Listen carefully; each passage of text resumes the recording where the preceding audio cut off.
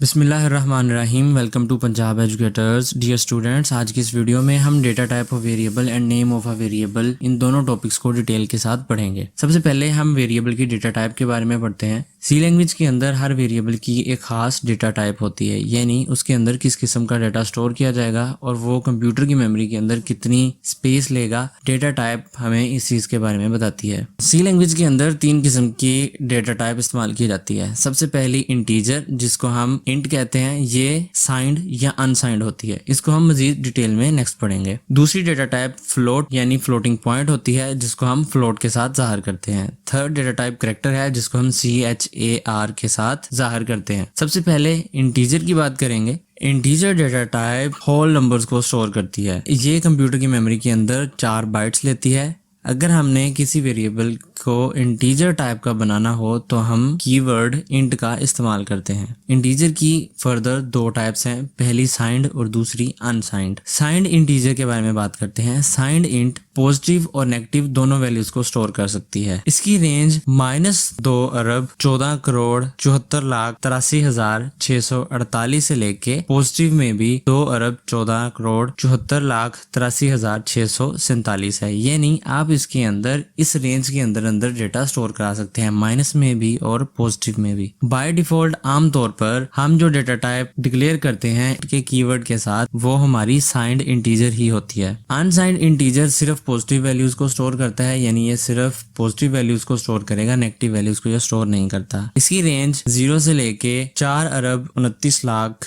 49 लाख 67,295 तक है। यानी आप इसके अंदर पॉजिटिव में इस रेंज तक की वैल्यू स्टोर करवा सकते हैं। अगर हमने अनसाइंड इंटीजर डेटा टाइप का कोई वेरिएबल बनाना हो तो हम कीवर्ड अनसाइंड इंट का इस्तेमाल करते हैं। दूसरी डेटा टाइप जो कि फ्लोटिंग पॉइंट थी, जिसको हम फ्लोट भी कहते हैं। Float data type real numbers को स्टोर करने के लिए इस्तेमाल करते हैं, यानी जिनके अंदर फ्लोटिंग पॉइंट यानी जिनके अंदर इशारिया की अलामत मौजूद होती है, जिसके अंदर डेसिमल की वैल्यू मौजूद होती है। इसके अंदर आपको डेसिमल वैल्यू के साथ इशारिया की वैल्यू के साथ आपको 6 दर्जे यानी 6 डिजिट तक आपको सही आंसर मिल सकता है। इशारिया के बाद 6 हिस्सों तक आपको एग्जैक्ट आंसर मिल सकता है। अगर हमने किसी वेरिएबल को फ्लोट डेटा टाइप का बनाना हो तो हम उसके लिए कीवर्ड फ्लोट का इस्तेमाल करते हैं। ये कंप्यूटर की मेमोरी में 4 बाइट्स लेता है और उसकी रेंज -3.4 मल्टीप्लाई बाय 10⁻⁻38 से लेके पॉजिटिव में 3.4 मल्टीप्लाई बाय 10⁻38 है। थर्ड डेटा टाइप जो कि कैरेक्टर डेटा टाइप थी, इसको डिक्लेयर करने के लिए हम कीवर्ड CHAR का इस्तेमाल करते हैं। ये कंप्यूटर की मेमोरी के अंदर 1 बाइट लेता है और इसकी रेंज क्या है, और इसके अंदर हम सिर्फ और सिर्फ एक कैरेक्टर ही स्टोर करवा सकते हैं। ये इतनी छोटी मेमोरी एलोकेट करता है। अब हम बात करेंगे वेरिएबल का नाम कैसा होना चाहिए। Name of a variable, her variable का एक खास नाम या उसका आइडेंटिफायर होना चाहिए। इसके लिए हमें मुख्तलिफ रूल्स देखने हैं, उनको अब हम डिटेल के साथ पढ़ते हैं। वेरिएबल के नेम के अंदर अल्फाबेट्स हो सकते हैं, जो कि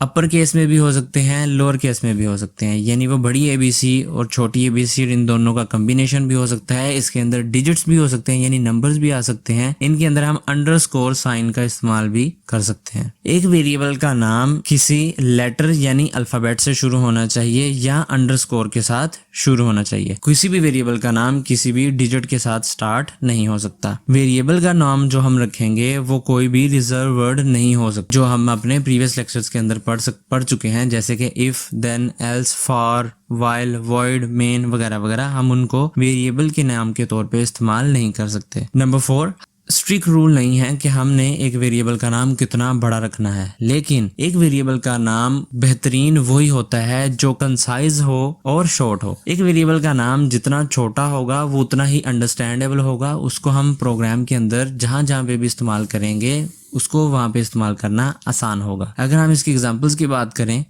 HEIGHT हाइट, ये एक वैलिड वेरिएबल है। एवरेज वेट, इसके अंदर अपर केस और लोअर केस का कॉम्बिनेशन है, तो ये भी एक सही वेरिएबल है। अंडरस्कोर VAR1, ये भी आपका एक सही वेरिएबल है, जिसके अंदर हम अंडरस्कोर से शुरू कर रहे हैं। नंबर का भी इस्तेमाल किया है, लेकिन हमने उसको एंड पे किया है क्योंकि हम ये रूल पढ़ चुके हैं कि कोई भी डिजिट स्टार्ट में नहीं आ सकता। तो नेक्स्ट लेक्चर के अंदर हम वेरिएबल डिक्लेरेशन और वेरिएबल इनिशियलाइजेशन के बारे में पढ़ेंगे। तब तक के लिए अपना बहुत सारा ख्याल रखिएगा। चैनल पे नए हैं तो चैनल को सब्सक्राइब कर लें। अल्लाह हाफिज।